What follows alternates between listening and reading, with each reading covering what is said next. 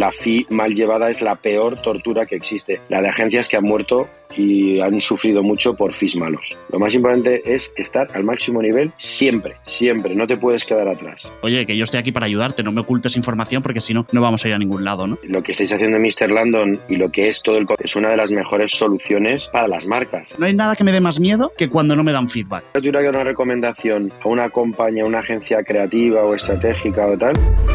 En este episodio contamos con Gorka, CEO y cofundador de B2B, una agencia que lleva 22 años trabajando la estrategia y creatividad digital con clientes como BBVA o Endesa. Pero no es tan solo, si es que Gorka es pionero en fomentar la colaboración entre agencias. Así lo demuestra con The House of Brands, un hub de agencias donde se integran y colaboran estrechamente entre ellas para adaptarse a las necesidades de cada proyecto. Además, han sido nombrados la agencia creativa mejor valorada por sus clientes en España en 2023 por Scopen.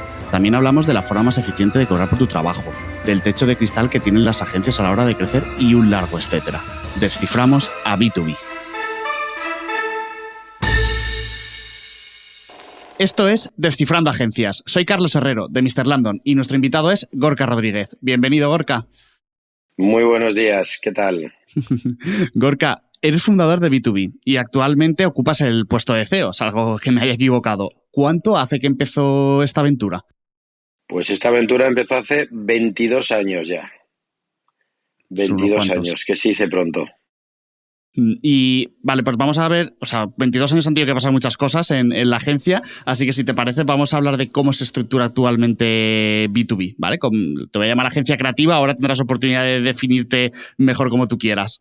Vale, para empezar, ¿cómo se compone vuestra cartera de servicios actualmente? O dicho de otra forma, ¿qué vende B2B? Pues mira, B2B sobre todo tiene una apuesta estratégica por la integración. Es decir, yo creo, y así lo vemos desde B2B, que gran parte de las marcas y de los clientes actuales requieren de un conocimiento muy transversal de las principales disciplinas, ¿vale? Yo es verdad que siempre creo que hay que orientarse al cliente, igual que le pedimos a nuestras marcas que sean customer centric y todo eso que llevamos haciendo y diciendo décadas. Yo creo que las agencias tienen que hacer exactamente lo mismo. Y hoy las marcas están pidiendo dos cosas principales. Una, que conozcamos a los consumidores, y dos, que les ayudemos realmente a entender todos los canales, que ahora son muchos, y todos los touch points, que ahora son muchos, para un montón de tipos de consumidores diferentes, que son muchos. Por lo tanto, la transversabilidad para nosotros y la integración es principal para poder asumir cualquier plan de marketing. O sea, imagino que en vuestro caso, porque no sé si los clientes suelen venir más por un único servicio o por lo que me estás diciendo, imagino que para vosotros es más común dar como un servicio integral que integre todas las patas, ¿no? Bueno, realmente después de 22 años, la mayoría de los clientes, si no nos conocen, pueden venir por una de las disciplinas, o conocernos nos conocen, o que no han trabajado con nosotros por una disciplina concreta, y a partir de ahí podemos ir desarrollando el resto, ¿de acuerdo? Y muchos ya directamente te plantean proyectos más complejos donde se integran varias necesidades o varias disciplinas diferentes de diferentes áreas. Yo creo que realmente hay dos tipos de marcas, ¿vale? En mi opinión. Lo que nosotros denominamos middle client, ¿de acuerdo? Y lo que denominamos las grandes multinacionales, como las denominaría cualquiera, vamos.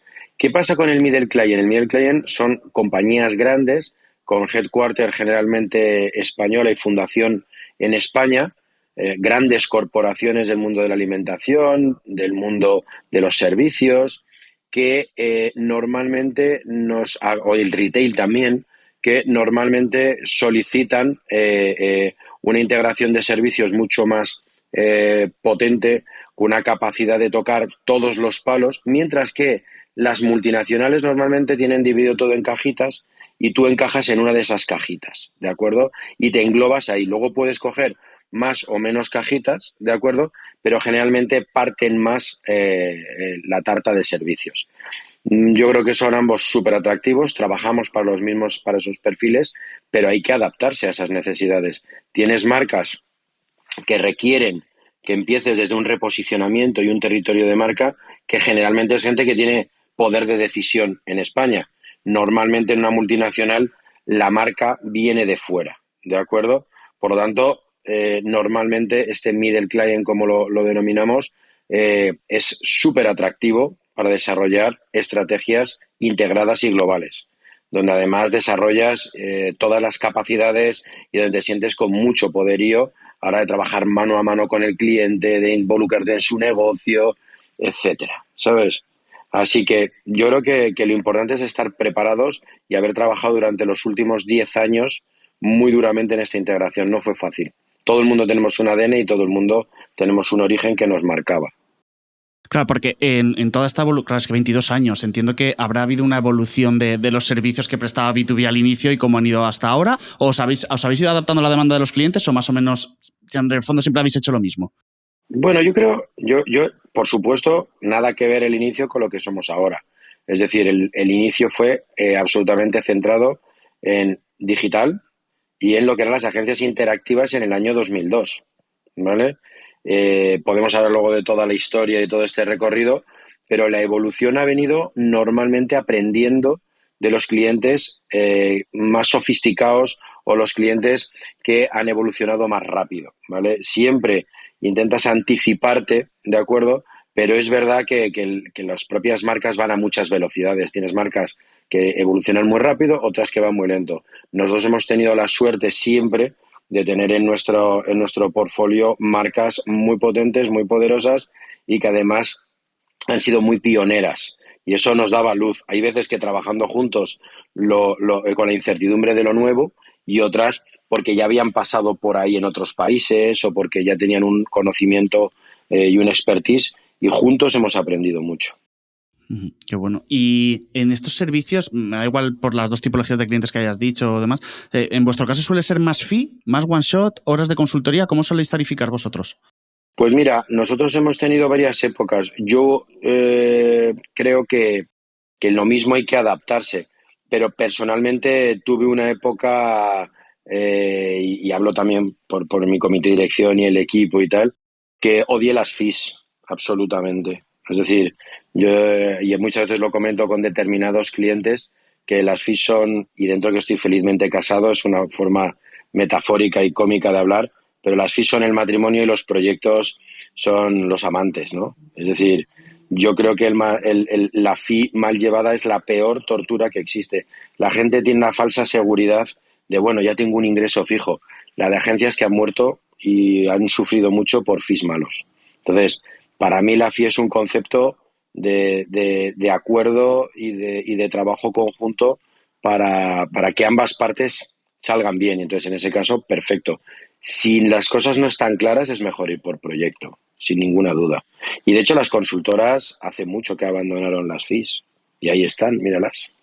Es que por eso te quería preguntar, porque hablando a lo mejor con otras agencias o demás, vi como que empezó a ponerse como muy de moda, incluso hablar de la famosa esta métrica de MMR, ¿no? De ingresos recurrentes mensuales, que digo, bueno, que en un SaaS puede ser muy típico y puede ser una métrica hiper importante, digo, pero en agencias, lo que tú decías, ¿no? Ellos siempre se escudaban en, es que la seguridad que te da, el poder hacer proyecciones, etcétera, pero me ha gustado mucho esa parte tuya que mencionas de, cuidado que también un mal fee para bien o para mal, porque a veces te quedas atado a un fee que luego tocarlo es muy difícil, a pesar de que a lo mejor estés, me lo invento, dando perfectamente un 30% más o un 40% de esfuerzo que cuando lo tarificaste, ¿no? Entonces, bueno, ahí hay como un... Me gusta hacer esta Hombre, pregunta y veo que muchas agencias cada vez huyen más de ese fee por defecto. yo mi primera época de huida del FIF fue 2016, 2017, donde se dieron una serie de circunstancias en torno a los fees que generaron mucho peligro y vi sufrir a muchísima gente. Y yo transformé proyectos que venían con un briefing o con un concurso enfocado hacia fee y los transformé en proyecto.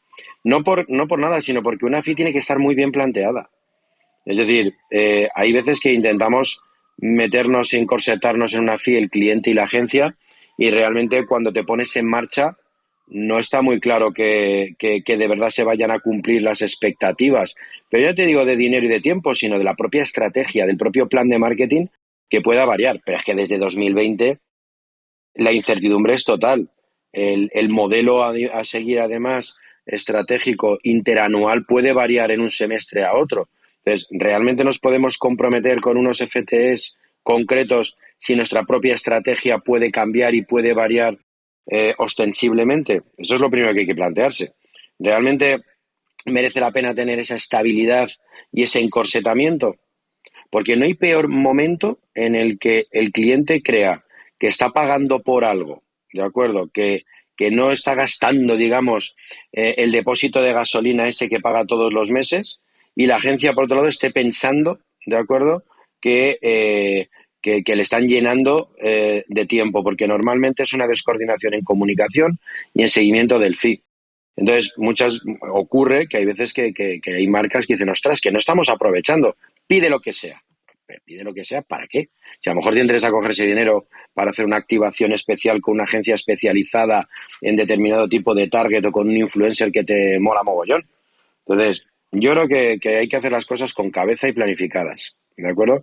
Y luego tienes otros países, como es en Europa, y les ha pasado a empresas españolas que se han pegado buenos sustos cuando han llegado a Alemania, cuando han llegado a Holanda, cuando han llegado a otros países, y han dicho, venga, que venga a esta reunión toda la plana mayor de la agencia. Sin problema. ¿Qué día? Venga, pues vamos para allá. Director general creativo, bla, bla, bla, bla. Antes de salir por la puerta de los señores, ya les han pasado la factura de la reunión. De 4 horas a 300 pavos la hora. ¿Sabes? Y luego la revisión de fees en otros países es incuestionable. Incuestionable.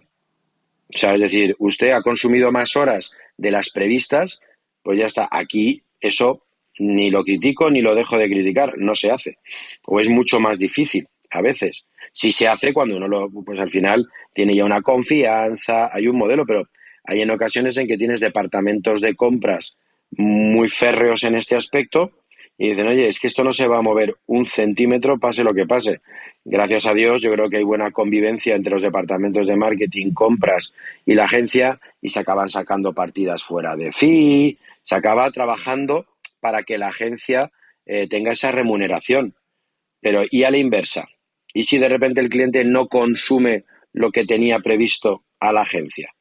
Y tú tienes un grupo de gente que probablemente a lo mejor para el próximo trimestre sí los necesites en esa cuenta, pero ese trimestre no hay nadie. Bueno, hay veces que la media confluye y hay veces que no. Tampoco es justo para el cliente ese cálculo. Entonces, planificación, ¿vale? Que a veces, sinceramente, falta mucho, Te lo ¿vale? iba a decir. Y esa planificación tiene que estar muy bien estructurada con unos KPIs, con unos objetivos, con una forma de trabajar. Pueden ser cualitativos, pueden ser cuantitativos, un roadmap muy claro y unas desviaciones. Y no hay nunca ni al límite presupuestario de la FI ni al límite de los recursos de la agencia. Dejar cierta flexibilidad, tener cajitas para desarrollar los fueras de FI. ¿Y cuándo se da eso? Cuando la confianza cliente-agencia es excelente. Y llega el cliente, y eso es maravilloso, y te dice, oye, esto es lo que tengo y esto es lo que quiero hacer. ¿De acuerdo? Normalmente si ya llevas 1 o 2 años con ese cliente, o 3, o 7, como es nuestro caso, o 11 o 13, como nos ha pasado en ocasiones, pues realmente ya sabes, tanto como la marca, lo que tienes que hacer. Quizá el problema viene ese primer año de desconocimiento. Y ahí hay una clave es una palabra que nombro mucho, que es generosidad. Es decir, si tú planteas una relación a largo plazo, y a veces se sorprenden algunas marcas con nosotros, y nuestros planteamientos es que el primer año es difícil de rentabilizar o de fijarte 100% en factores económicos. Es decir, yo creo que es un año en el que la gente tiene que aprender, en que tienes que coger el ritmo, en que la propia marca tiene que entender cómo documentar, cómo lo entiende la agencia. Normalmente son proyectos nuevos, por eso has hecho un concurso y te has planteado una nueva etapa. Es decir, los 3, 4, 5, 6 primeros meses deberían separarse de todo lo demás según sea el objetivo. ¿De acuerdo? Porque el arranque tiene que ser un arranque realmente bueno y empezar bien las cosas. Y para mí cambia totalmente un onboarding en condiciones a un onboarding apresurado, sin planteamientos. Como suele ocurrir también a veces, pues, oye, que han venido así las cosas, démonos un plazo de tiempo para aterrizar. Vamos, me parece un melonazo brutal el que estamos aquí comentando, que se nos podría ir todo el episodio, pero Bueno, conmigo sobre cuidado todo, porque se te puede ir todo el episodio en cualquier momento. O no sea, te a mí para preocupes, mí, o sea, tengo total no te confianza para decir, preocupes. oye, Gorka, ya, porque yo me enrollo mucho y No, y no, se me va. además yo creo que es un tema que creo que si a CEOs de agencias les puede interesar es saber, oye, tema cómo se factura, cómo tarificar, cómo tal, que si estoy por arriba, si estoy por abajo, cómo lo puedo hacer. Pero me ha parecido muy interesante todo lo que decías, pero es verdad, al mismo tiempo veía esa dificultad, ¿no? Como bien dices, de, fíjate, hay que ser generosos, hay que... Y, ostras, el problema, hay como tantos puntos que se tienen que cumplir para esto que mencionas, que es verdad que es un auténtico reto, ¿no? En sí mismo, pero me ha parecido súper, súper Yo interesante, te Gorka, digo la una verdad. base de pensamiento. Yo de primeras pienso que todo el mundo es bueno. Sí, total. El Y beneficio de la duda entonces, siempre está. si tú empiezas una relación, es como en el amor o como las parejas o las amistades, pensando que el otro te va a engañar, eso va a acabar fatal. Yo cuando les digo a los departamentos de compras, a mí el primer año me da igual, no dan crédito, yo no le tengo que rendir cuentas a nadie. Es decir, yo gracias a Dios, por ser independiente, no tengo que rendir cuentas. Es decir, oye, no quiero maximizar, yo no estoy pensando a ver si esto va a durar un año y sacarte lo máximo. Todo lo contrario, nosotros desde B2B, la rentabilidad óptima llega a partir del tercer año. Pero Ostras. por eso, macho, por eso también somos, hoy por hoy, espero que validar un puesto bueno, la agencia mejor valorada por sus clientes de España según Scopen. Y nuestra visión estratégica siempre es a medio o largo plazo. Yo no me interesa un cliente para un año. Mira, hablando de cliente, vamos a hablar de eso, que también quiero preguntarte precisamente por ese reconocimiento. Con toda la carta de cliente que tenéis y demás, ¿cómo sería vuestro cliente ideal? Entendiendo que podéis trabajar con muchos, pero por lo que vosotros ofrecéis, las capacidades que tenéis, ¿cuál sería el unicornio por tamaño, facturación, servicios que demanda? Si pudieras elegir uno, tuvieras una Hombre, varita mágica. tú piensas que tenemos muy buenos clientes. Es decir, yo tengo de esas dos tipos de clientes que decía antes, dentro del ámbito de la multinacional y o de la gran corporación, gran compañía, nosotros tenemos clientes en los que somos una agencia relevante para ellos. No te hablo de hacer algo así y hola, pasé por aquí. Nosotros tenemos a BVA, nosotros tenemos a ICOS, nosotros tenemos de Philip Morris, tenemos National Geographic, tenemos Endesa, ¿vale?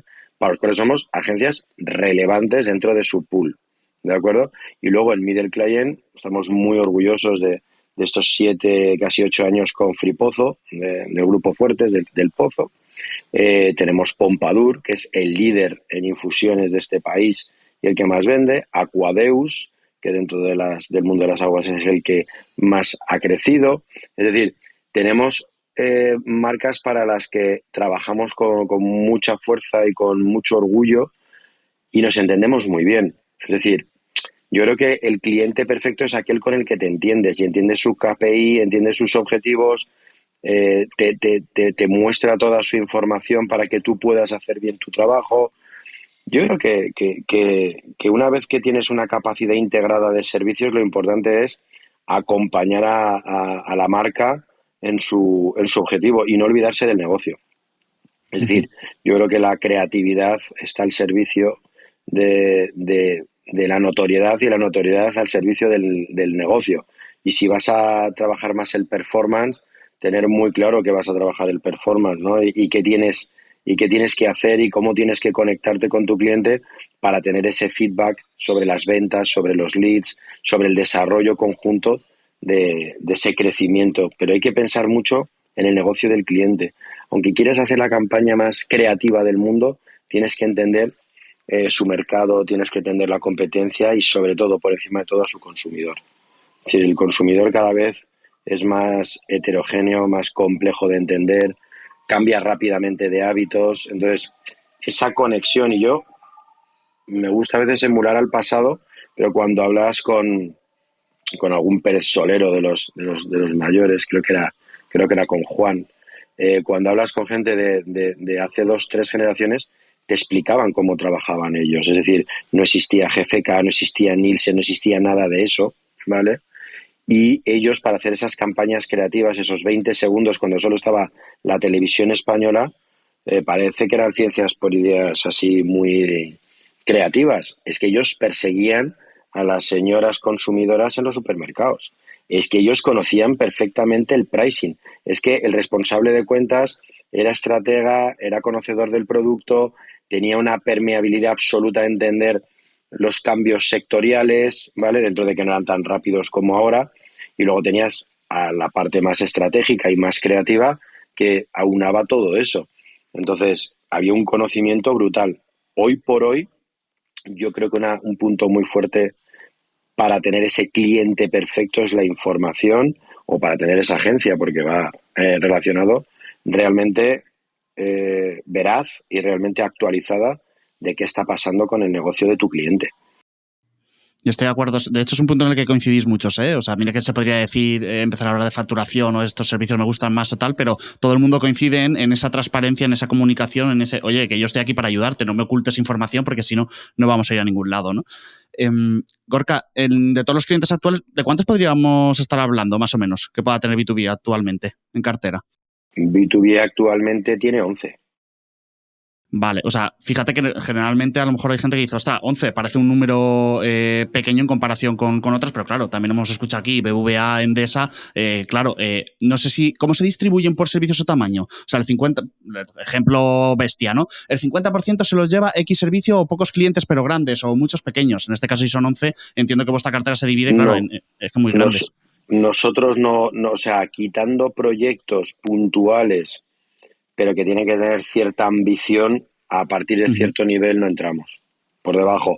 Pero más que nada porque no vamos a dar lo que realmente somos capaces de hacer. Nosotros venimos de, luego lo contaré la historia, de haber trabajado siempre para multinacionales. Uh-huh. Luego nos abrimos en ese modelo integrador hacia estos middle client o marcas vibrantes, ¿no? Como les llama también a veces Guillermo, que son marcas que tienen esa, bueno, las que he contado antes, ¿no? Entonces, quitando que haya un proyecto específico, creativo, de consultoría, una campaña importante, un tema de rebranding, un tema de posicionamiento, territorio, marca, que a veces son más puntuales, nosotros en general los proyectos y los clientes que tenemos son grandes Uh-huh. y trabajamos a partir de un volumen de inversión. Pero es por lo que sabemos hacer. Es como, yo al final, si miro a mi competencia, yo, la competencia con la que me mido o con la que me veo en el día a día, tiene las mismas características que nosotros. Y es verdad que a partir de ciertos presupuestos o de ciertos niveles de proyectos nosotros no entramos. Claro. No, sí, por eso te preguntaba por el cliente ideal, porque como bien has dicho, pues oye, nosotros somos capaces de dar lo mejor de nosotros con unas características, oye, pues hay veces que podrás entrar y otras no, o sea que Claro, lógico y normal. claro, ¿no? Y sobre todo porque yo creo que ahora mismo hay agencias mm, para todo, es decir, y no digo que un cliente sea mejor o peor, ni muchísimo menos.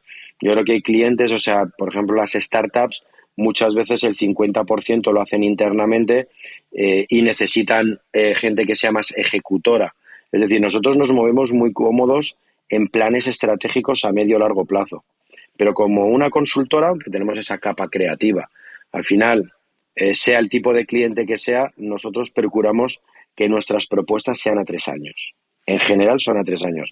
Donde el primer año, porque hablar ahora a 3 años, muchos de los que estén escuchando esto dirán, esto es una entelequia, porque a 3 años nadie sabe si va a haber otra guerra o qué leches va a pasar, Uh-huh. pero sí que nos da un horizonte para plantear y trabajar ese desarrollo, esa relación con la marca, ¿vale? Y con el cliente. Y porque las etapas van cambiando en las necesidades y nosotros tenemos que estar preparados para ello. Entonces, el primer año se define muy, muy bien, el segundo puede estar un poco más abierto y el tercero es el que probablemente habrá que revisar. Uh-huh. Entonces, normalmente las compañías que van con estos proyectos a 3 años ya partes de un mínimo compromiso. Uh-huh. Y no A eso quería llegar. necesariamente ligado a un fee, ¿eh? Bueno, ya no tanto el fee, sino que ya has mencionado antes que para vosotros el tercer año es vuestro momento pico, por así decirlo, de rentabilidad. Ya has hablado de empresas que tienen, o sea, obviamente has mencionado, por ejemplo, el BVA, claro que pueden tener planes a 3 años, mientras que coges otra empresa y te dice, espérate a ver cómo termina este año, que me estás contando a mí a 3 años, ¿no? En este sentido, claro, para vosotros es muy importante. O sea, no sé si tenéis algunas cláusulas que aseguren de, oye, vamos a estar 3 años trabajando. No, No me quieras todo lo al año decir contrario, hasta luego. Vale, todo eso lo me parece contrario. importante.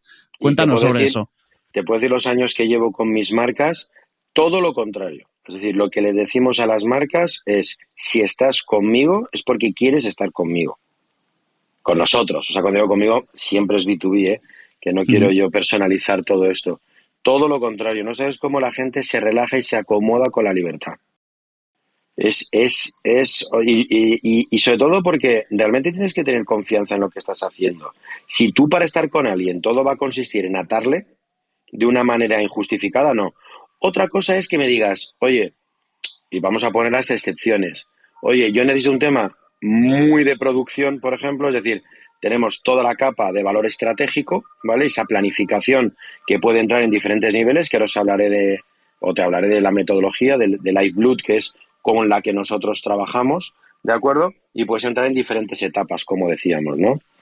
Más en el origen de la marca, ya más en la parte de diferenciación en el sector o de relevancia para el consumidor, que ya es la parte más creativa, o ya en el aquí y ahora, ¿no? En el hipercontexto, que ya es ese tema del día a día a nivel de contenidos, de producción, de presencia, de influence marketing, etcétera. Entonces, luego hablaremos de ello, pero a no ser que digas, no, es que yo lo que quiero es músculo de producción, que en la mayoría de los casos, gran parte de todos estos procesos acaban ahí. Pues dices, oye, ya tengo mi posicionamiento, mi territorio, tengo un tono, tenemos estas campañas más creativas que tienen esta secuencia a lo largo del año, pero hay una capa de producción, ¿no? De estar ahí en el día a día, de estar desarrollando piezas, contenido, materiales. Ahí sí que hay que tener cuidado, ¿vale? Es decir, ahí sí que pongo una excepcionalidad.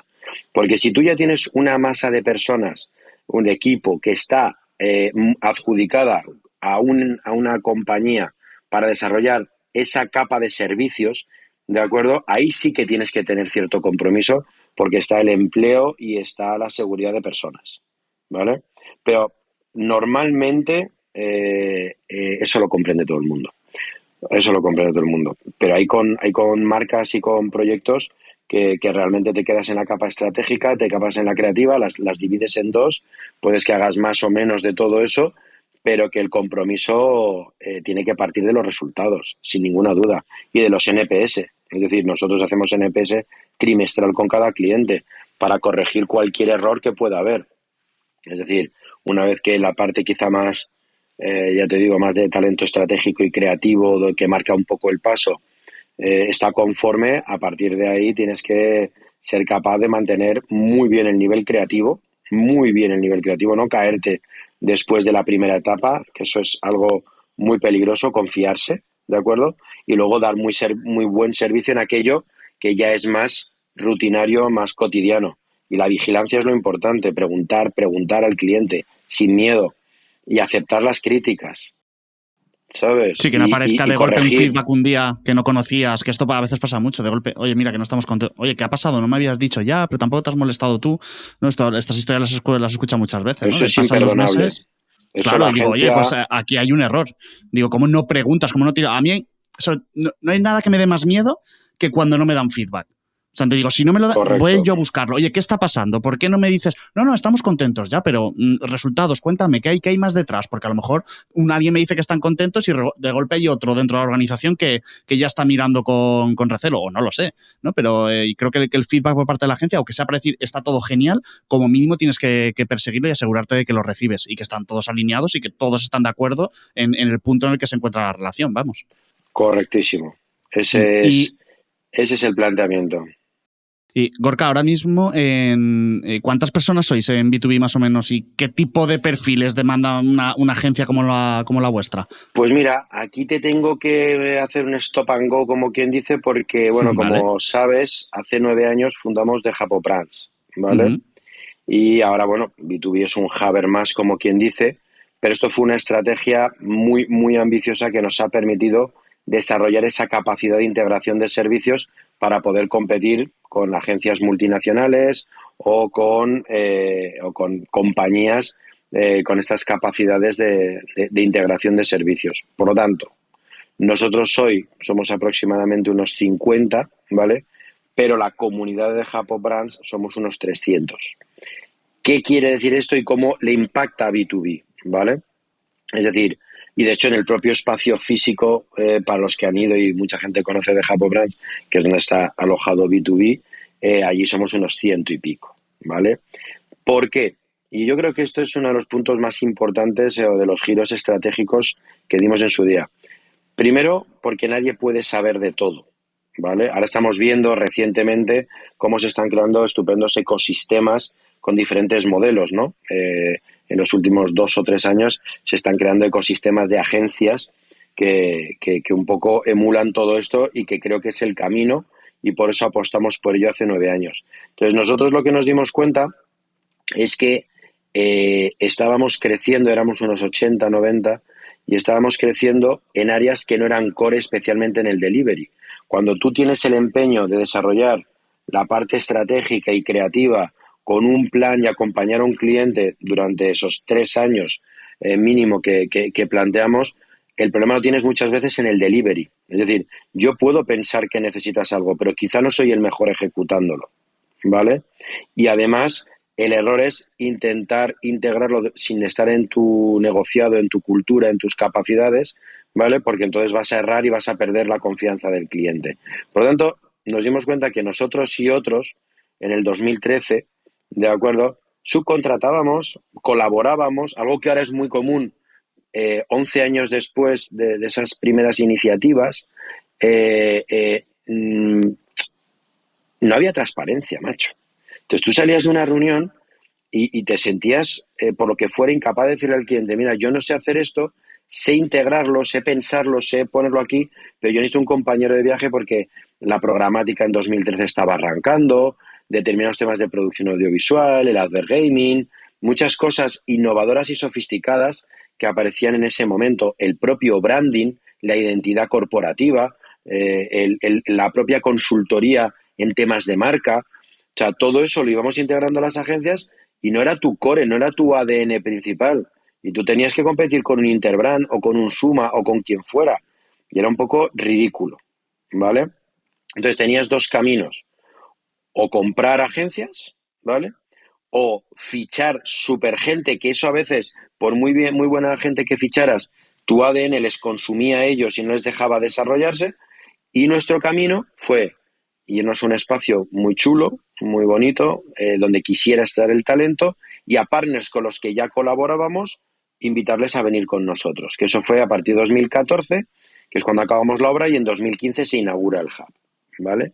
Y a B2B, ¿qué le ha permitido eso? Le ha permitido entender muy bien estrategia, creatividad, tecnología, data y medios, ¿vale? Eso es para mi integración, ¿de acuerdo? Eh, y en estos 9 años nuestros cerebros piensan con clave y conocimiento de todas esas patas porque hemos aprendido de hiperespecialistas, ¿vale? De gente que es Google Premium Partner como Relevantium, de gente que desarrolla toda la parte de comunicación y relaciones públicas y PR como es Com2B, que nos acompaña en un montón de proyectos. Y así te podía ir sumando las 26 compañías que hay. En algunas podemos tener participación, en otras no. Pero tú te vas a un ecosistema de los que están creándose ahora o te vas al modelo de una multinacional, ¿vale? Y te das cuenta que quizá y tenemos lo más difícil, ¿no? Que es que la gente colabora desde el primer día no. Los 2 primeros años fueron muy, muy difíciles. Pero desde hace 6 7 años, todas estas compañías que tenemos a nuestro alrededor colaboran entre ellas y con B2B. Y colaboran con toda la confianza y con total fair play. De verdad, es espectacular. Y son compañeros, algunos desde hace 9 años. Ujú. Entonces, tú te das cuenta ahora viendo los grandes grupos, la dificultad que están teniendo para que sus enseñas colaboren y vienen, ¿vale?, de que les han educado para competir. Lo que le interesaba al señor Sorrell es que hubiera 3 o 4 agencias suyas en un concurso. Entonces, ahora tienen que colaborar, se tienen que fusionar, las están juntando. Yo creo que es el camino perfecto, pero todavía les queda. Ujú. Nosotros, para nosotros, esta capacidad de desarrollar todo el pensamiento estratégico, todo el pensamiento creativo, tener toda la potencia que podemos tener asociado a nuestro ecosistema de agencias que tenemos adherido, es fundamental. Yo no puedo decir que soy experto en PR y reputación corporativa, pero sí tengo una agencia para eso. Yo no puedo decir que soy experto en trading de programática, ¿de acuerdo? Pero sí sé integrarla y cuando la necesito, aquí lo tienes y aquí lo tengo, ¿vale?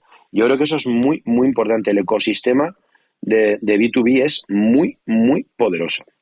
Me Muy encanta, poderoso. O sea, me muy encanta que hayas poderoso. contado esto porque me has puesto un poco en bandeja la cuña publicitaria para Mr. Landon, siendo modelos distintos, ¿no? Que al final vosotros, pues, oye, pues un hub de agencias que vais de la mano y sois totalmente independientes, porque nosotros al final lanzamos mensajes muy similares, ¿no? Cuando intentamos hablar con otra agencia, mensajes que has dicho como no puedes ser bueno en todo, crecer en servicios que no son core para ti, etcétera, etcétera. Entonces, claro, nosotros al final también buscamos esa parte de colaboración que has dicho, sí que lo hemos notado nosotros mucho, que a día de hoy creo que la colaboración entre agencias está más viva que nunca y hemos intentado encontrar un modelo como diciéndole, oye, esto no es lo tuyo, pero no te preocupes, entendemos que tus clientes lo demandan y nosotros podemos incorporarnos en tu proceso para ayudarte a prestar este servicio. Nosotros no trabajamos con clientes finales, trabajamos con agencias en ese aspecto, ¿no? Entonces son modelos distintos, pero a nivel filosofía, pues depende de cada tamaño y demás, pues puede ser un poquito similar, o sea que totalmente de acuerdo contigo. Pablo, lo que estáis haciendo en Mr. Landon y lo que es todo el contexto de la colaboración es una de las mejores soluciones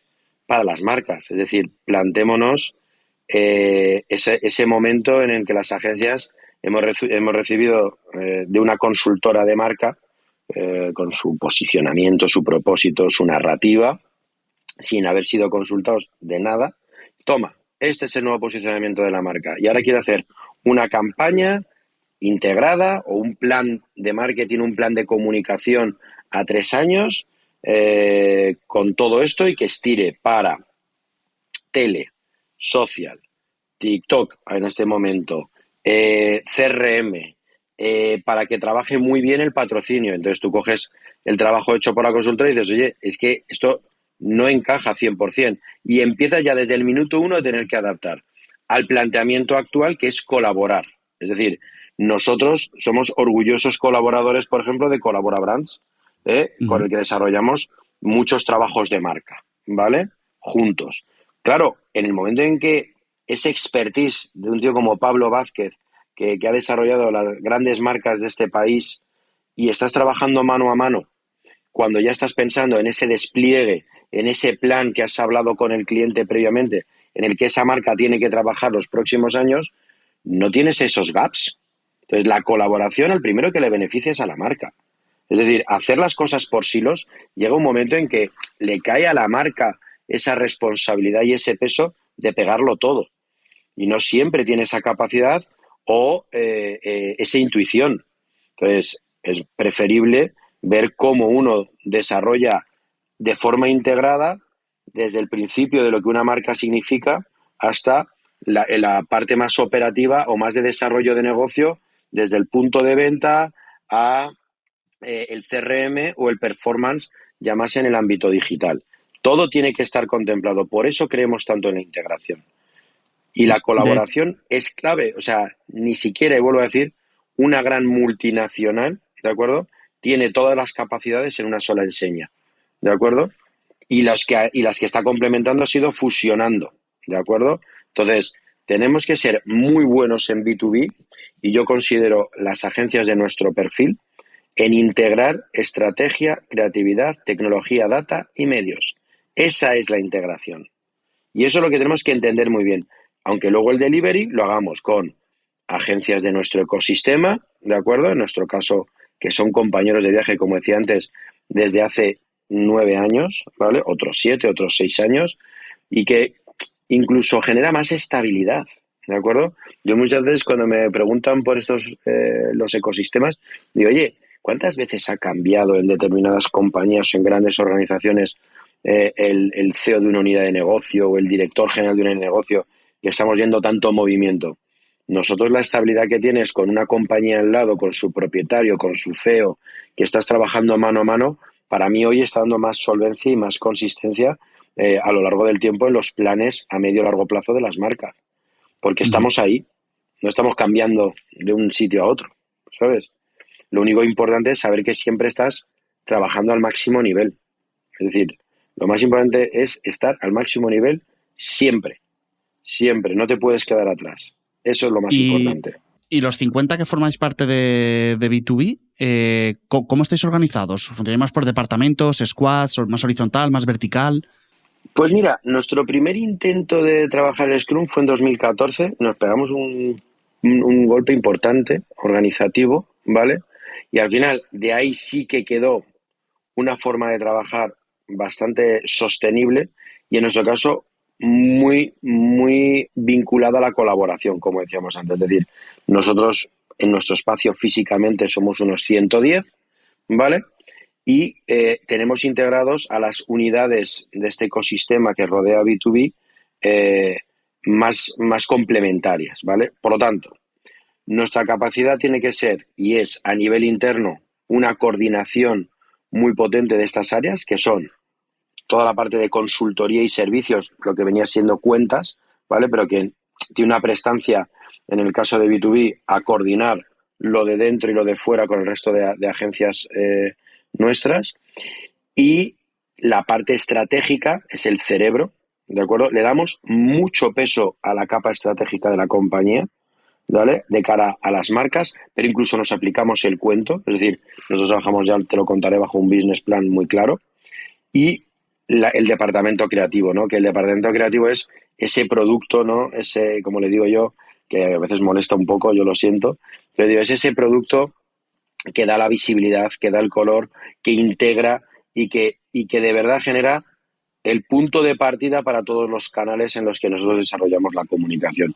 Y a partir de ahí tienes toda la capa de producción, ¿de acuerdo? A todos los niveles, tanto producción audiovisual como producción digital, como producción BTL, como producción ATL, siempre en colaboración con buenas productoras. Y con todo ello, hasta, ya te digo, más o menos el volumen que manejamos entre todo lo que nos rodea, hasta 100, ciento y pico, la gestión es bastante viable y llevadera. Yo creo que hemos conseguido un volumen suficientemente potente como para gestionar estas grandes marcas que llevamos, pero sin llegar al desorden o llegar a modelos un poco ya impersonales que te puedes ir a partir de ciertos volúmenes si no los tienes muy, muy, muy bien orquestados, ¿vale? Entonces, De, sí. de hecho, Gorka, leía Y hay en un una artículo pata, bastante perdón, reciente. Sí. hay una pata que nos vertebra, fundamental, aparte de los procesos y todo eso, que es toda la capa de tecnología y data, ¿vale? Es decir, nosotros, nuestra visión y en este business plan, fundamentalmente, que empezamos en el 2024, toda la capa de IA, toda la capa de tecnología que llevamos heredada desde la fundación de B2B, se está convirtiendo en un catalizador que está puesto en el centro de la operativa. Es decir, que luego el valor van a ser las ideas, van a ser las campañas, va a ser la creatividad, va a ser esas estrategias de marca, pero para nosotros la tecnología y el data son fundamentales. Por eso todo el concepto de posicionamiento que tenemos como compañía, que gira en torno a inteligencia creativa, y que si quieres luego hablamos un poco de esta etapa. Sí, de hecho, te quería preguntar, porque como has mencionado varias veces el tema de la colaboración, etcétera, leía en un artículo bastante reciente en El Publicista, si no me equivoco, que hablabas del equipo Glue. No sé, que era como un equipo multidisciplinar para unir a todas las áreas implicadas. No sé qué nos puedes contar de esto. Sí, realmente, bueno, lo que trabajamos ahí es la capacidad, y como decíamos antes, a mí no me gusta alinearme porque lo hemos probado todo, si es Scrum, si son squads, es decir, al final, como decíamos antes, la integración parte de adaptarte muy bien a las necesidades de cada marca. Por lo tanto, un equipo Glue es el equipo que se forma, que se conecta, ¿de acuerdo?, para determinado proyecto o determinada relación con un cliente. Y ese equipo, ¿de acuerdo?, normalmente entran prácticamente todas las disciplinas de la agencia. ¿Qué puede ocurrir? Que entren en diferentes etapas de esa planificación o de ese proyecto con el cliente. Entonces, el equipo Glue al final se trata de pilotar y de copilotar, ¿de acuerdo?, el plan establecido con la marca. Y muchas veces en ese equipo Glue está, y procuramos, esté la marca. Tenemos diferentes momentos de contacto, por supuesto, los típicos workshops, los kick-off de arranque, el onboarding, como he dicho antes, es fundamental, pero luego a lo largo del año tenemos una serie de puntos de conexión para seguir mirando hacia el mismo sitio, para seguir sincronizados, para seguir mimetizados con esa marca o con ese cliente en todo lo que tenemos acordado que vamos a poner en marcha, que normalmente es bastante ambicioso, ¿vale? Tenemos un sector en el que tenemos que tener mucho cuidado con el overpromise, ¿vale? Entendidísimo. Hay que ser muy claros. Entonces, ese equipo Glue está tiene como responsabilidad cumplir con esas premisas y con esos KPIs a todos los niveles. Y Gorka, me ha quedado muy claro la parte de B2B tiene la capacidad de colaborar con el resto de agencias que hay en el hub, pero tenía una duda de, viendo la web de House of Brands, digo, ¿cómo funciona si el cliente se dirige directamente a este hub? ¿Quién decide qué agencias o profesionales trabajan con este cliente? El hub. El hub es el que conecta. Normalmente hay un líder, ¿vale? Vale. Que según sea la disciplina, el hub es el que decide y evalúa con la marca quién va a liderar el proyecto, ¿vale? Entonces, tienes proyectos que a lo mejor están más ligados al tema de PR, por ejemplo, ¿vale? O están más ligados a experiencias, ¿de acuerdo? Y eventos, ¿vale? Como puede ser, por ejemplo, Bloody, que es una agencia espectacular, ¿vale? Y con un buen compañero de viaje. Y a partir de ahí se lidera y se trabaja en el orden que se considera y luego ya se va progresando con esa marca o con ese cliente. Uh-huh. Pero realmente el hub, nosotros cuando lo creamos y un poco la visión y para esta nueva etapa, porque hoy ha salido una noticia que veréis sobre el CEO del hub, el maravilloso Miguel Justribó, que se cambia de rumbo y se va con un Haber, se va con Ambillón, ¿vale? O sea, se viene al otro lado, por lo cual maravilloso y siempre conectados con nosotros. Pero para nosotros el hub es una comunidad, es un espacio como tú puedas tener, que es WPP, ¿vale? Sé que Uh-huh. no es el ejemplo, ¿vale? Pero estamos en confianza y para que la gente lo materialice. WPP es un holding, ¿vale? Que es de Hub of Brands, es el espacio donde esta comunidad de compañías que son muy solventes, que llevamos mucho tiempo, que tenemos bastante tamaño, incluso varias sedes, no solo en Madrid o en España, estamos juntos en un mismo ecosistema que es de Hub of Brands, ¿vale? Pero lo importante es lo que es capaz de hacer cada uno de ellos, cada una de las agencias, ¿de acuerdo? Y que el ecosistema le ayude a esa transversabilidad y a poder complementar sus servicios y a poder tener los recursos que necesita y a poder dar sus recursos cuando los necesitamos. Exactamente que hoy se hace desde Abas en Eloy Gonzalo o desde la matriz de WPP. La diferencia es que, ya te digo, nosotros hemos nacido ya colaborando. Como decía hace poco una persona muy, muy vinculada al mundo del M&A y que, bueno, que están teniendo muchos intereses algunos fondos en comprar compañías y unirlas, y hay un movimiento ahí, dice, joder, tienes lo más difícil, ¿no? Que es que colaboráis, que de verdad vais juntos a un cliente, pero de verdad, o sea, y eso lo puedes con las marcas con las que trabajamos, lo puedes confirmar. De hecho, hay marcas que llevan mucho tiempo con nosotros y llaman, oye, ¿quién tenéis en el hub que haga? ¿Tenéis alguna agencia del grupo, del ecosistema que haga? Es así, como le llamarán a un señor de WPP y digan, oye, tenéis, o de IPG. ¿IPG qué es? IPG es una comunidad, ¿no? Pues esto es lo mismo. La diferencia es que nuestra cultura de colaboración viene desde el nacimiento, mientras que muchos de estos grandes grupos viene, como decíamos antes, la cultura de competir, que era lógica en ese momento y que se están rearmando, y ahí vemos Publicis en bolsa, cómo está creciendo. O sea que yo creo que no hay agencia mala, hay momentos más difíciles o más complicados, sea como sea tu organización. Totalmente. ¿Y cómo ha sido el crecimiento de B2B hasta alcanzar este punto en el que estáis ahora? Aquí podemos hablar como tú prefieras, ¿eh? De facturación directamente, si no tienes problema, o si prefieres hablar de un porcentaje de crecimiento. Bueno, yo aquí voy a ser muy sincero, como creo que hay que serlo en todo y más cuando hablas para agencias, ¿no? Porque entiendo que la mayoría de la audiencia que tienes aquí son agencias, ¿no? No clientes. Sí, 100%. Y además que siempre digo que los números en el fondo son públicos. Si alguien lo quiere encontrar, va a encontrar cuánto No, factura no, una no, si empresa, yo no tengo pero... ningún, si además tengo los números muy claros. Yo creo que el problema principal que tiene B2B hoy y que tenemos muchos y que yo hablo con mis compañeros de viajes, lo que llamamos el techo de cristal. Uh-huh. Es decir, hoy B2B, de acuerdo, están los 4 millones, ¿vale? Pero el problema es saltar de esos 4 millones, porque el modelo de crecimiento orgánico tiene una dificultad, y es que tú tienes un cubo de agua que vas llenando, ¿vale? Y siempre tienes un agujerito por debajo, pequeñito, que se va saliendo. Entonces, es una sensación de estar achicando, bueno, de estar llenando un cubo que no se llena nunca, porque tiene como un agujerito de achique ¿Qué se te va? Se te va porque el cliente baja su presupuesto, porque cambia el director de marketing y entonces viene uno nuevo, tiene otras, oye, compañías de confianza, o hace un concurso y tú no estás acertado en ese momento. Es decir, el tema del crecimiento orgánico es algo que me gustaría poner encima de la mesa. Creo que el otro día Antonio Pascual hizo creo no, leí un artículo maravilloso donde hablaba de unirse y donde hablaba de la desesperación, ¿no?, del crecimiento orgánico.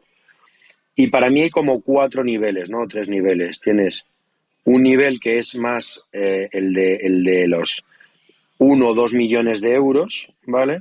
Un nivel que es el que nos movemos nosotros de los 4 o 5 millones de euros, y otro dentro de un poco apartar las compañías de eventos, ¿de acuerdo? Que podías estar hablando de los 7 8 9 10 millones de euros, ¿vale? Quitando a las de eventos, ¿vale? Y las de medios, ¿de acuerdo? Porque es verdad que si te metes fuerte en el mundo de los medios o te metes fuerte en el mundo de los grandes eventos, te vas ya a cifras de 20, 30, 40, 50, 60, 70 millones. Pero si te vas a esta capa más de agencias creativas, de consultoría estratégica, con más peso o menos peso de la tecnología, del data, etcétera, para mí hay esos 3 niveles, ¿no? 1, 2, 4, 5, 7, 10, ¿vale? Uh-huh. ¿Cómo se rompe el techo? Pues mira, estamos viendo soluciones en el mercado que parten 100% de la compra. Vámonos al histórico. Martin Sorrell era un director financiero al cual le tengo una admiración absoluta. No era ni creativo, ni estratega, ni empresario, ni tal. Era el director financiero, creo recordar, de los Sachi. Y él lo que hace es comprar, como los Sachi no lo dejan, y esto puedo estar equivocado, que me corrijan. Ya sabes que las historias después de 40 años se transforman mucho y no me la y seguramente quien lo vivió te diga, bueno, no es así exactamente, pero bueno, en principio yo lo que creo que pasó es que se dedicó a comprar, no se dedicó a crear campañas. Entonces compró Walter Thompson, ¿vale? De hecho, WPP creo que era una empresa papelera o algo así. Luego acabó comprando también Leo Barnett, compró Gilby, compró pum, pum, pum, pum, pum. Y realmente, ¿cuántas agencias históricas o centenarias han crecido orgánicamente? Esa es la pregunta que hay que hacerse. Y luego la segunda, sobre el tema del crecimiento en concreto de España, es muy diferente al mercado anglosajón. Es decir, una agencia independiente en UK es de 300 personas y está en 7 países. Claro, cuando tú tienes aquí, y supongo que lo han dicho muchos entrevistados, y algunos ya se lo he oído yo porque me he visto las entrevistas, aquí tenemos del orden de casi 50.000, o ya hemos pasado de 50.000 CIFs dedicados a esto, que es verdad que en los rankings, más o menos los 100 primeros destacan ostensiblemente en facturación respecto al resto. Pero la realidad es que las compañías españolas son pequeñas, Uh-huh. todas. Incluso dices, no, es que, joder, Comunica Masa cuando lo compró a Aegis o Shackleton cuando lo compró a Accenture, estaban en 20 y 30 millones, que sin ser medios o ser 100% eventos, aunque Comunica siempre ha tenido experiencias de eventos, pero es que no había nada mucho más grande que comprar. Entonces es un fondo de los que existe y dice, oye, doy por hecho que el sector de las grandes corporaciones en publicidad, el Big Six, ¿de acuerdo? El famoso. Va a comprar. Va a comprar porque se ha hecho muy pequeño y va a comprar en 4 años.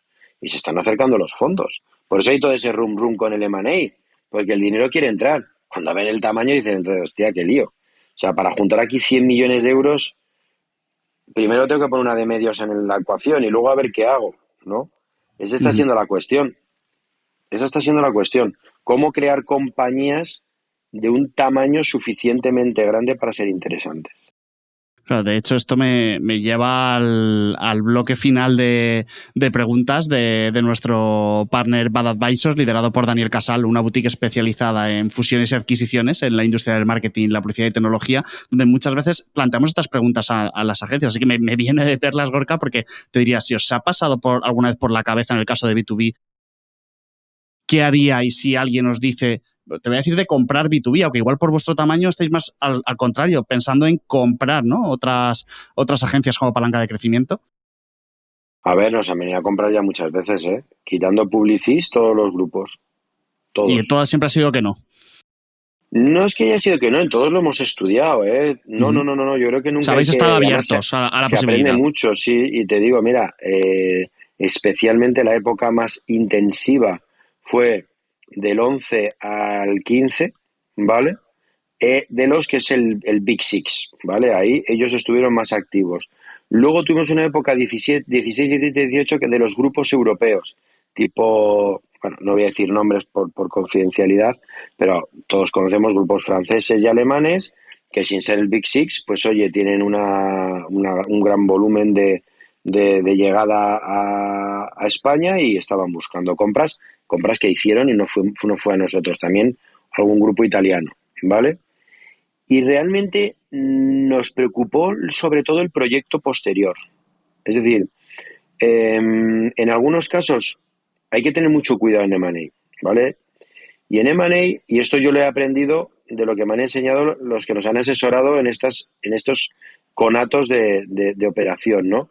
Y es tres cosas. Una, ¿para qué te compran? Es decir, como te compren para salvar algo que está regulero, malo porque nos podemos hundir los dos. Dos, ¿cómo está conectado el country manager o el presidente que a ti te compra con el mundial? ¿Vale? Porque tu proyecto va a depender de la confianza que uno tenga en el otro, ¿vale? Porque hay un earnout, ¿vale? Hay un periodo de 3 a 4 años en el cual tu verdadero cobro de lo que hayas vendido, lo que hayas hecho, va a venir a partir de ahí, ¿vale? Y tres, el proyecto personal que hay para ti. Es decir, yo me quedaría donde fuera y me quedaría con mi equipo y me quedaría con mi compañía y me quedaría dando valor y creciendo con la gente que me ha apoyado para llegar hasta aquí. Si eso se convierte en, en que no vas a tener un futuro, ¿vale? Aunque te quedes forrado, tú ponte que no, tampoco creo que sea el caso, pero tú ponte que te quedas súper forrado, millonario, estupendo y maravilloso. Yo tengo 45 años, tampoco me quiero quedar en mi casa y soy emprendedor, ¿sabes?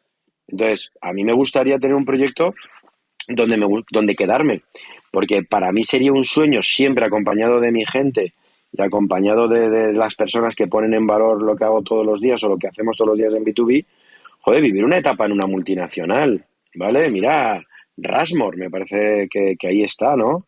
Y fue comprado hace 20 años y ahí lo tienes, independiente, con capacidad y así un montón, ¿eh?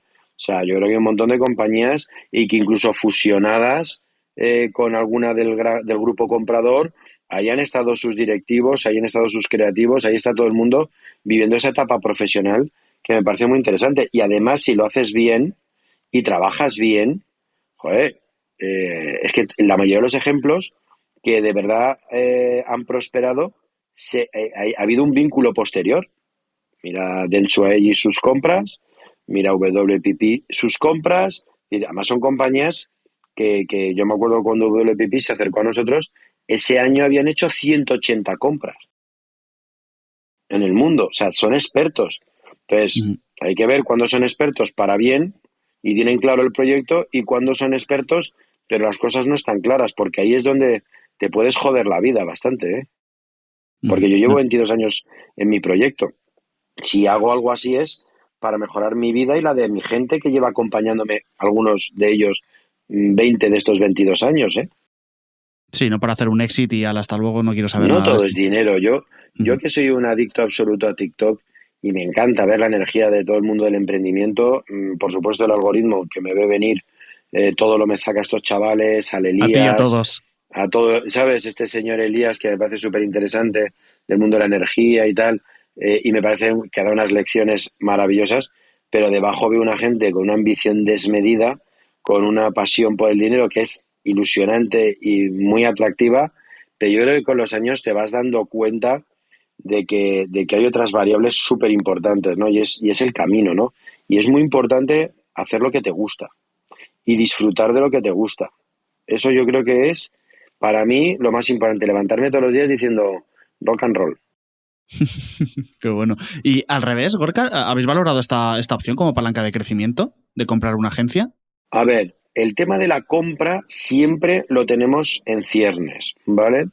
Pero yo creo que hoy por hoy nosotros hemos resuelto muy bien nuestro problema. el de las agencias y el de tener, yo tengo ya el ecosistema montado. Es Claro. decir, yo las participaciones que tengo, ya las tengo de las agencias que me rodean y del tinglao que montamos hace 9 años. Entonces, yo no me aprieta el zapato en ese aspecto. No, yo lo que necesito lo tengo. Entonces, yo puedo entender perfiles de agencia que hoy han seguido muy encorsetadas en un área de servicios y se quieren abrir y tienen cierta urgencia, pero yo no. Dime 3 ejemplos, y te hago yo una pregunta a ti.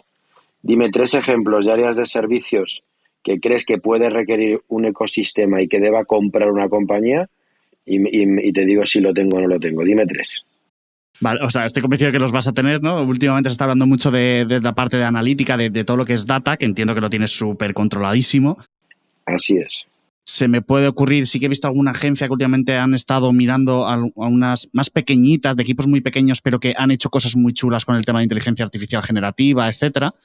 Bueno, es que ten en cuenta que nosotros en IA apostamos por ello desde el minuto 1 en un proceso súper interesante que recomiendo a las agencias que estén escuchando y fue primero dentro, ¿vale? Con unos formadores que de hecho he compartido con otros compañeros, sobre todo para la parte creativa, es decir, primero lo entendimos dentro y luego hemos formado a nuestros clientes. Y ahora trabajamos juntos en entornos de IA. Entonces nosotros hemos hecho una serie de formaciones a nuestras marcas durante el 23 y durante el 24. Y les hemos formado especialmente para convivir en esos procesos y en esa forma de trabajo conjunta. De hecho, recientemente hemos recibido una magnífica noticia de la autonomía que le hemos generado a una de las marcas para las que trabajamos, pues con las personas que vinieron a formarse exactamente hace 3 semanas y que han visto que para algunas áreas que ellos necesitaban lo están desarrollando excepcionalmente. Y te digo, con las grandes corporaciones no sabes cómo lo adoptan, porque es una formación para el equipo de marketing. Nosotros no queremos competir con Accenture en venderles luego un producto y un poco esas dinámicas, ¿no?, que llevan las consultoras. Nosotros realmente, una vez que hemos aprendido, queremos que el equipo con el que convivimos todos los días también esté alineado y entienda para qué sirve la inteligencia artificial. Por lo cual, de momento, las dos que has dicho, por supuesto, todo el tema de data, pero porque nuestro origen es digital. Entonces, nosotros el data convivimos con él, regulamos y trabajamos los KPIs y los planes con todas las agencias de medios digitales con las que colaboramos, ya sean del cliente o ya sean de nuestro ecosistema, tanto de medios convencionales como sea digitales, programática, SEM y toda la capa luego ya más de SEO, orgánico y contenido, etcétera. Por lo cual, eso iba en la matriz ya y lo que hemos hecho ha sido crecer junto a partners que tienen la misma cultura. ¿Y la tercera? Es que la vas a tener seguro, pero, o sea, apostaría. Porque se habla mucho de tecnología, pero para mí, bajo mi punto de vista, tecnología puede ser muy amplio, ¿no? O sea, puede ser tanto desde clientes que necesitan un gran expertise en un CRM como Salesforce, me lo invento, como si queremos apostar por, o sea, por ejemplo, marcas de a lo mejor de bebidas muy populares que no voy a mencionar, que a lo mejor han apostado por una solución no code para desarrollar su aplicación para un festival en lugar de desarrollarlo a medida, ¿no? Entonces, no sé si por ahí, claro, tecnología siempre me parece como muy amplio, ¿no?, cuando se habla de incorporamos tecnología. Es fundamental tenerla cubierta. O sea, fundamental. Es decir, si yo le tuviera que dar una recomendación a una compañía, a una agencia creativa o estratégica o tal, tiene que tener una conexión directa con la tecnología. Es imprescindible, porque el delivery, y algunos, si queremos hablar de viejunos, hablábamos antes del punto de venta, del BTL, de otras dinámicas, los eventos, etcétera. Hoy la tecnología es la que realmente te va a permitir completar tu offering, ¿vale?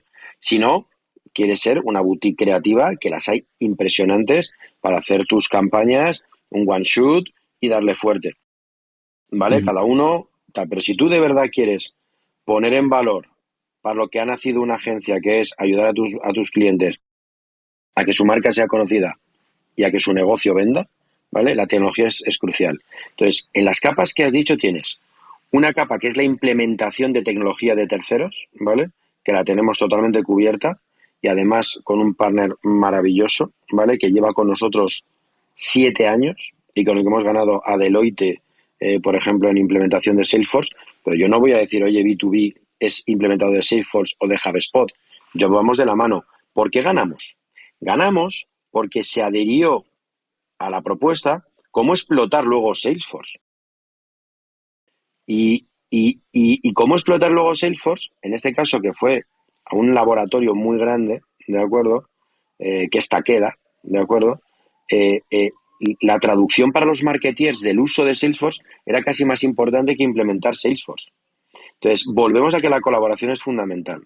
En el segundo bloque, que es más la tecnología efímera, lo que has dicho de la etiquetera o del evento, cosas puntuales, ahí es fundamental tener un CTO interno en la agencia muy potente y un equipo de digital interno potente, ¿vale? Para poder conectarte todo lo que estás ejecutando, todo lo que estás haciendo. Con Vodafone y con You hemos estado 13 años trabajando estos soportes digitales para todas sus actividades, ¿de acuerdo? Más toda la capa creativa que estuvimos trabajando en su momento. Y lo que necesitas es gente dentro que entienda muy bien las herramientas que existen y las ponga al servicio. Y yo mi recomendación es que ese CTO no trabaje para clientes, trabaje para la agencia. Indirectamente su equipo y los recursos y herramientas que vas utilizando son los que proyectan hacia el cliente. El CTO tiene que estar mirando hacia todos los recursos que existen alrededor. Y por último hay una capa de la tercera, que es toda la parte digital más relacionada con la comunicación y con la publi, ¿no? Es decir, más vinculada a la producción de webs, de landings, de todo ese universo que va un poco asociado al primer punto, ¿vale? No es ni un Salesforce, que es una herramienta de terceros permanente, ni es un tema efímero para articular una estrategia de marketing puntual. Es, oye, la web de la compañía, es las landings de las campañas, es la producción de esos materiales digitales. Todo eso lo tienes que tener súper controlado en el delivery, ¿vale? Por lo tanto, internamente tienes que tener gente y externamente, si necesitas determinadas disciplinas, la gente que lo entienda. ¿Por qué nosotros nos sentimos cómodos? Porque todos estos compañeros de viaje llevan muchos años en el ecosistema de B2B. Esa es la gran ventaja. La confianza absoluta en el delivery. Y luego te sorprende, ¿eh? Que luego ves muchas compañías muy grandes que a pesar de tener determinadas infraestructuras internas, colaboran con partners que todos conocemos y se sienten más cómodos ahí que con sus propias compañías. Entonces, al final, la gente buena y la gente que te apoya y que te ayuda en todo esto, para la tecnología es vital. Y es que es imprescindible. Y ahí es donde va a haber una primera fricción cultural, ¿vale? Es decir, igual que en el pasado, hubo agencias que no supieron subirse a determinados momentos de innovación y de evolución. Hoy por hoy, el que no se suba a la IA y no se suba a la tecnología, para incluso, te diría, hacerlo de siempre, ¿vale? Maravillosas ideas, maravillosa creatividad, maravillosa. No va a ser capaz de implementar todo eso en todos los espacios en los que hoy la comunicación tiene que vivir. Y sobre todo porque el data te lo da esa tecnología. Si tú quieres eficientar y entender que tu creatividad ha sido la mejor, ahora ya sí se puede saber. Antes tenías, ¿no? Eran los 7, los 10, no sé, todos los caminos creativos de Basat, ¿no? Cuando llegó un CEO y le dijo, esto es el creativo, o sea, el camino creativo mejor para el proyecto o para mi marca. Y dijo Basat, pues déjame que lo piense. Y ahí ideó todos los caminos creativos, ¿vale? Y esos caminos creativos, hoy por hoy, los puedes testar con el data. Y puedes corregir y puedes saber, pero tienes que implementar la tecnología, tienes que entenderla, tienes que respetar el dato y tienes que entenderlo muy bien para poder hacer mejor creatividad, para poder hacer mejor approach al consumidor. Y recuerda lo que dice la Agency Scope. Las dos cosas, y una ni siquiera existía en la clasificación de las 10 más importantes de la Agency Scope del 20, que es el tema de conocer muy bien a mi consumidor, ¿vale? Y llegar a él, ¿vale? A través de todos los canales. Tú me dirás si es clave o no. Y el otro Gorka, has tema, acabado tú haciéndome preguntas a mí, ¿eh? O sea, vas a tener tú que hacerte siempre el acabo podcast. igual. Siempre acabo igual. Y luego yo te planteo otra cosa súper importante para terminar, si le vale a alguien si alguien ya ha llegado hasta aquí, ¿vale? Seguro que sí. Que ojalá es el tema del audiovisual. Es decir, todo ya va a venir en clave audiovisual y el reto está en que hablemos en audiovisual y todo lo que hagamos sea en audiovisual. Ese es el siguiente reto. Total, o sea que hay que sumarlo, o sea, hemos hablado de tecnología, hemos hablado de data, etcétera, pues habrá que sumar la parte de productora, ¿no? De producción audiovisual en todas estas patas que sí o sí cualquier agencia tiene que dominar si quiere poder comunicar e impactar en digital. Correcto. Que también es verdad que ahí estoy viendo que empresas que a lo mejor tienen un presupuesto menor, es verdad que ahí la IA generativa ha venido a echar una mano para intentar, nunca será lo mismo que poder desarrollar toda una idea como tú quieras, pero bueno, que ahí también se abre una nueva oportunidad, ¿no? Para muchas empresas pequeñas que a lo mejor no tienen la capacidad de llevar a cabo ideas como una productora. Absoluto. Hay una entrevista que hicieron, no sé dónde fue, Expansión, o no sé dónde venía la entrevista, a los presidentes del Big Six mundiales, más Sorrell. Uh-huh. Y una de las cosas que decían es que el riesgo hoy para las grandes multinacionales es que se han roto todas las barreras de entrada para poder acceder a todos estos recursos que antes eran caros y ahora no lo van a ser con la IA. Entonces la IA ayuda a todos, a los que tienen recursos y a los que no, para hacer más. Y lo que hay que hacer es que todo lo que la IA te permite eficientar se invierta en los pensadores que gestionen y coordinan esa IA. Esa es la jugada.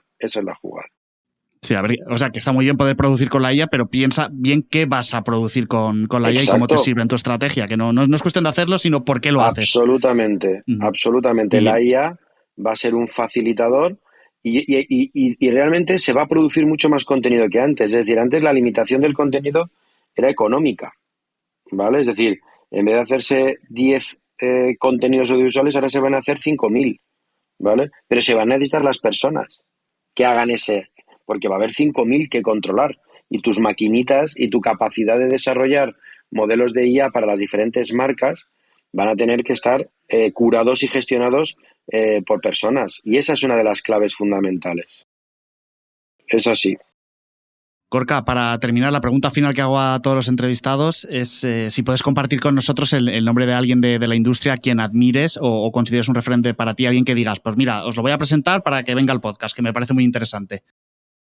Hombre, yo creo que un perfil que está haciendo las cosas empresarialmente hablando, y aquí sobre todo hablamos de negocio de empresa, es Agustín Vivancos.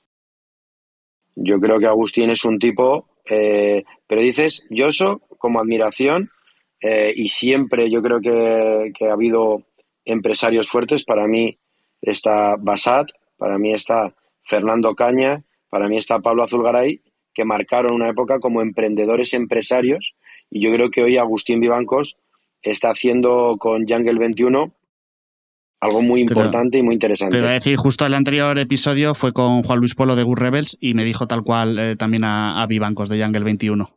Bueno, es que yo creo que es obvio. Pero sobre todo, por eso, empresarialmente hablando, luego habrá que ir viendo los matices, ¿no?, de cada agencia. Tú me puedes decir, oye, ¿y qué agencia es la que más te gusta? O para qué disciplina, pero como empresario que está rompiendo el techo de cristal, que está un poco rompiendo ciertos paradigmas de los que he hablado durante esta entrevista o durante este podcast, es Agustín Vivancos. Pues ya vais 2 seguidos que me recomendáis a Vivancos, o sea que va a venir sí o sí, me voy a encargar de ello, de que se ha entrevistado en Descifrando Agencias. Si no le escribo un WhatsApp y le digo, Agustín, dedica un rato aquí. Pues ahora cerramos ese tema que me va a venir de perlas si me echas un cable. Sin problema ninguno, yo le escribo. Y nada, para todos aquellos que han llegado hasta aquí, agradeceros a todos los que nos escucháis y recordaros que la historia sigue en nuestra newsletter Elemental, donde compartimos reflexiones y aprendizajes sobre el mundo de las agencias. Puedes encontrarnos en mrlandon.com, en el menú encontráis el enlace directo a nuestra newsletter, o puedes entrar directamente en mrlandon.substack.com y ahí te apuntas. Gorka, muchísimas gracias por este episodio, ha sido un placer. Para mí, yo lo que espero es no haberme enrollado mucho, y quienes me conocen siempre tengo esa crítica, es decir, tío, te enrollas más que las persianas. Entonces, bueno, espero haberlo hecho ameno y haber dicho algo interesante en todo este transcurso. Y siempre pensando que es para agencias, que sea útil para otros compañeros de viaje, y mi defensa férrea a las agencias independientes y al mérito, que siempre, ahora se me olvida un poco más, pero siempre pongo el hashtag ese de héroes independientes, así que mucho ánimo a seguir remando y seguir luchando. Fantástico, muchísimas gracias, Gorka.